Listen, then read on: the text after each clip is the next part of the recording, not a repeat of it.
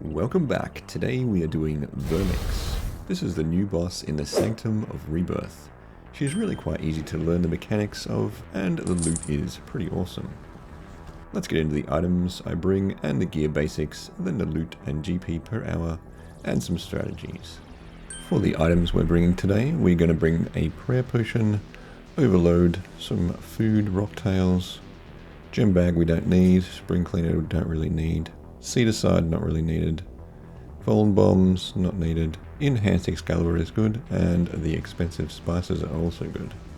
For the gear, we're just bringing our max cape or slayer cape, essence of finality, ring of death, the Deathward nexus, death guard, skull lantern, scripture of jazz which I don't actually activate, and then just some death warden gear and a couple of bits of first necromancer gear. For the bar setup, I just have it to Revolution for all of these following slots: Conjure Undead Army, Conjure Vengeful Ghost, Soul Stap, Touch of Death, Volley of Souls, Conjure Skeleton Warrior, Living Death, Sacrifice, Transfigure, which never actually loads, and then you've just got Death Grasp and Finger of Death, which are manual. And you've got your Phantom Guardian now, and Reflect and Resonance. And then to escape we need Surge and Escape. And also the enhanced Excalibur is in there as well. And we have Split Soul if you want extra damage, and Darkness. Also we will be adding Invoke Death when we start.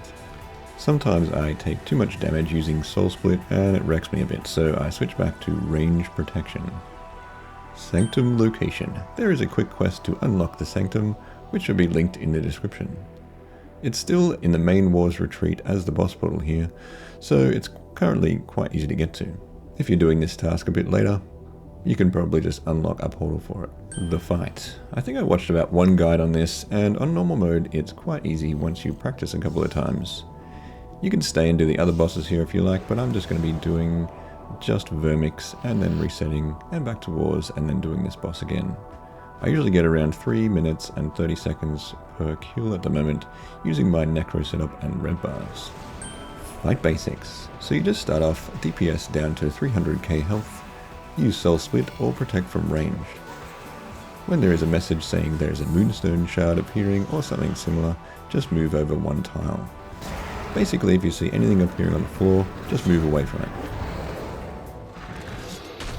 She'll do a large AoE attack. This one just surge away from it. You'll actually see the whole floor light up.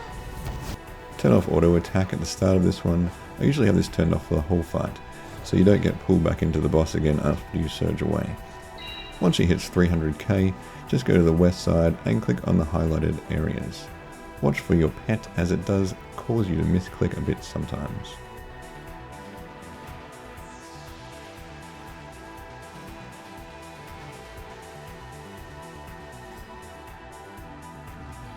Then once the 3 boxes are done, head back and DPS again until 200k health. After this, head to the east side and click the 3 boxes on the floor again. She does spawn a bug or beetle thing that heals her in the final phase, but I usually just ignore this one and it seems fine. You can probably target it and take it down if you like.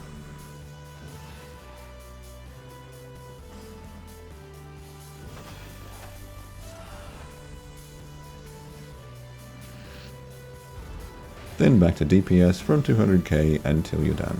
Nice and easy.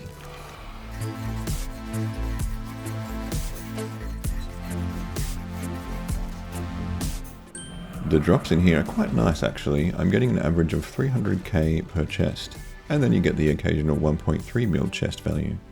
Lots of alch items here. The Sanctum Relics common alch for 5k, uncommon for 25k, and you can also disassemble these for materials if you want, as they do give you some nice rare invention stuff.